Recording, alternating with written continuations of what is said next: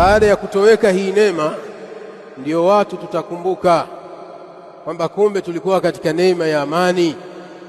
Tutakapokuwa tumefika katika kipindi kibaya, kipindi kizito, kipindi cha taharuki, maisha ya hofu, tukaishi mfano wa ndugu zetu wanavyoishi Kongo na mfano wao, hapo ndipo Watanzania tutakuja kujua kwamba kumbe wale mashekhi wale ndugu zetu waliokuwa wakilingania amani na kutuhimiza kuilinda amani